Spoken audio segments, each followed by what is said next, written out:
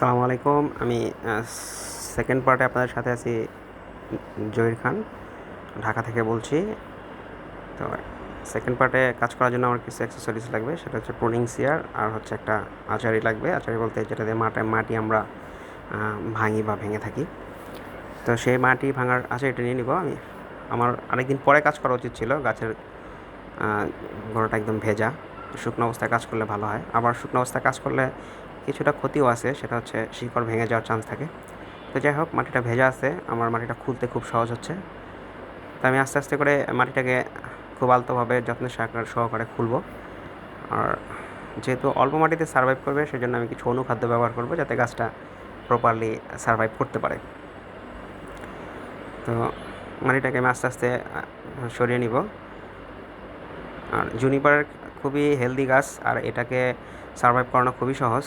এটার ক্ষেত্রে আপনারা খেয়াল রাখবেন, ওভার ওয়াটারিং জুনিপার পছন্দ করে না, অতিরিক্ত পানি পছন্দ করে না। মাটিতে পানি দেওয়ার পরে উপরের মাটি একেবারে শুকিয়ে না যাওয়ার পর্যন্ত আপনার দ্বিতীয়বার পানি দিবেন না। মাটিটা যাতে মানে অন্তত মানে 5 দিন 6 দিন পর পরে পানি দিলে সবচেয়ে বেশি ভালো হয়। ওভার ওয়াটারিং জুনিপার পছন্দ করে না। তো প্রথম পর্বে আমি যেই মাউন্টেনটা বানিয়ে রেখেছিলাম ওইটার ভিতরে এখন আমি এটাকে সেট করব। সেট করার জন্য আমি একটা পলি নিয়েছি। পলিটাকে সুন্দর করে পেঁচিয়ে দিব যাতে কোনো ডালপালা ভেঙে না যায়। যেহেতু আমি একটা মানে পাথরের হোল থেকে এটাকে বের করব, সেক্ষেত্রে আমি এটাকে পলি দিয়ে পেঁচিয়ে নিয়েছি।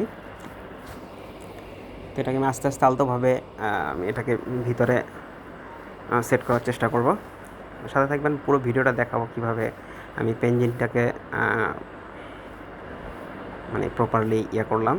তো এটা খুব সময় সাপেক্ষ কাজ। একটা পেনজিং তৈরি করতে অন্তত প্রায় 5 দিন 1 সপ্তাহ লেগে যায়। অনেকে বলে, ভাইয়া আপনার পেনজিংগুলো এত দাম কেন, এত প্রাইস কেন? এগুলো তো আপনি খুব নর্মাল ম্যাটেরিয়ালস দিয়ে করেছেন বা আসলে মূলত আমরা ম্যাটেরিয়ালস দাম নেই না। আমরা যে কাজ করি, আমরা আমাদের কাজের পারিশ্রমিকটা মূলত নিয়ে থাকি। তো দেখা যায় যে এটাও আমার এক কাস্টমার ভাইয়ের অর্ডার আছে। উনি আমাকে একটা প্রি অর্ডার করেছিল, উনি আমাকে একটা কনসেপ্ট দিয়েছিল যে ভাই এইভাবে এভাবে হবে। আমি ওই কনসেপ্টের উপরে বেস করে আমি এটাকে মেক করতেছি। তো আমি শিকড়গুলোকে যাতে ক্ষতিগ্রস্ত না হয় সেই জন্য খুব সাইলেন্টলি কাজ করতেছি। কিছু ডালপালা ছেড়ে দিচ্ছি যাতে আমার এটাকে ওয়্যারিং করতে বা মাউন্টেনে সেট করতে সুবিধা হয়। এটাকে আমি সুন্দর করে আস্তে আস্তে করে চেপে চেপে এটার ভিতরে আমি আস্তে আস্তে ঢুকিয়ে দিব। এবার শিকড়গুলোকে সেট করার জন্য শিকড়গুলোকে আমি সুন্দর করে পেঁচিয়ে ঢুকিয়ে দিব। দেওয়ার পরে আমি এটাতে কিছু অনুখাদ্য ইউজ করব।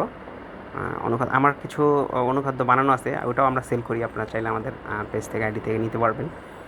তো আমি সকল প্রকার বনসাইয়ের জন্য, যারা যে সকল বনসাইগুলো অল্প মাটিতে সার্ভাইভ করে, এই সকল মাটির জন্য আমি নিজে একটা অনুখাদ্য তৈরি করি বলতে মানে মিক্স করি। আমরা তো অনুখাদ্যটা বাইরে থেকে চায়না থেকে ইম্পোর্ট করে আনার পর এটাকে মিক্স করে তারপর এটা ব্যবহার করি। এর মধ্যে অসমোকট, এনপিকে, 16-16, 12-12, 14-14 অনেক রকমের থাকে, মানে গাছের অনুখাদ্য থাকে। তো এগুলোকে আমরা গাছের জন্য দিয়ে রাখি এই জন্যই যে যেহেতু গাছটা অল্প মাটিতে সার্ভাইভ করতেছে, যখন তার একটা হেলদি খাবার দরকার, হেলদি খাবারটাকে রাখার জন্য আমি আসলে অনুখাদ্যটা দিয়ে থাকি।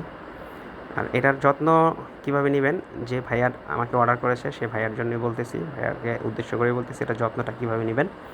এটার যত্নটা নেওয়ার জন্য অবশ্যই আপনারা 4 দিন 5 দিন পর পরে এটাকে সামান্য একটু পানিতে ভিজাবেন। আর 1 বছর আশা করি কোনো রকমের কোনো খাবার দিতে হবে না। 1 বছর পরে অসমোকট 14-14, অসমোকট 13-13, এনপিকে 19-19 এটা আপনারা ব্যবহার করতে পারেন। এছাড়াও মাঝে মধ্যে আপনার হিউমিক অ্যাসিডের পানিতে একটু পুরো পেনজিনটাকে ধরে ডুবিয়ে দিবেন। আর যেহেতু রকটা করা হচ্ছে আপনার পোড়াইটা এবং সিমেন্ট দিয়ে, তো সেক্ষেত্রে আপনার যখন হিউমিক অ্যাসিডের পানিতে এটাকে মানে ডুবিয়ে রাখবেন, তখন রকের ভিতরে আপনার হিউমিক অ্যাসিডটা ধরে রাখবে, ধারণ ক্ষমতা থাকবে। তখন গাছটা ওখান থেকে আস্তে আস্তে পুষ্টি নিতে পারবে, তখন গাছটা সুন্দরভাবে সার্ভাইভ করবে। তাই মাটিটাকে চেপে চেপে সুন্দর করে সেট করে দিলাম। আপনারা এভাবে যারা বিগিনার আছেন, করতে চান, তারা সুন্দর করে চেপে চেপে দিয়ে দিবেন মাটিটাকে। আর যাতে কোথাও কোনো গ্যাপ না থাকে, ভিতরে কোনো ফাঁকা না থাকে। ফাঁকা থাকলে ওর ভিতর থেকে ফাঙ্গাসের আক্রমণ হওয়ার চান্স আছে। আর জুনিপার খুবই শক্তিশালী ম্যাটেরিয়ালস বনসাইয়ের জন্য, আর এটার গ্রোথও খুব কম হয়। তো যাই হোক, গ্রোথটা মেইন ইস্যু না, মেইন হচ্ছে এটা সারভাইভ করা, বাঁচিয়ে রাখা, টিকে রাখা। এই জন্য আমরা আসলে মাটিটাকে সুন্দর করে সেট করে দিব, চেপে চেপে সুন্দর করে মাটিটাকে সেট করব। সেট করে দিয়ে তারপর আমরা এটাকে পরের ভিডিওতে দেখাবো এটা ওয়্যারিং কীভাবে করবেন। তো এখন এই ভিডিওতে ওয়্যারিংটা দেখাতে যাচ্ছি না, এই জন্যই ভিডিওটা অনেক বড় হয়ে যাবে। তো আসলে আমি আমার ভিডিও দিয়ে কাউকে বোরিং করতে যাচ্ছি না, যার কারণে আমি ছোটো ছোটো করে ভিডিও 2-3টা পার্টে ভিডিওটা আমি আপলোড করতেছি। তো যাই হোক, আপনারা দেখেন, শিখেন, আপনারা বাসায় ট্রাই করবেন, চেষ্টা করবেন যারা প্রি বনসাই করেন বা বনসাই করতে চান বা পেনজিং করতে চান এরকম আমার মতো। আমি নিচে কিছু হোল রেখেছি যেখান থেকে পানি যাতে গড়িয়ে নেমে যেতে পারে, মানে এটাকে কী বলে, পানিটা যাতে ভিতরে জমে না থাকে, যার কারণে আমি পেনজিংয়ের গ্যাপে গ্যাপে কিছু হোল রেখেছি যেখান থেকে পানিটা চলে যাবে। আর আগেও বলেছি, এখনও বলছি, জুনিপার ওভার ওয়াটারিংটা পছন্দ করে না। তো এভাবে সুন্দর করে চেপে চেপে সেট করে দিব, সেট করে দিয়ে তারপর আমরা এটাকে করার চেষ্টা করবো আর কি। তো ভিডিওটাকে বেশি বড় করবো না, ছোটো করে শেষ করে দিব ভিডিওটাকে। নেক্সট ভিডিওতে দেখাবো এটাকে কীভাবে ওয়ারিং করবো, কীভাবে এটাকে সেট আপ মেজারমেন্ট করবো। আলহামদুলিল্লাহ আমার হয়ে গেছে। ভিডিওটা ভালো লাগলে অবশ্যই লাইক, কমেন্ট, শেয়ার করবেন।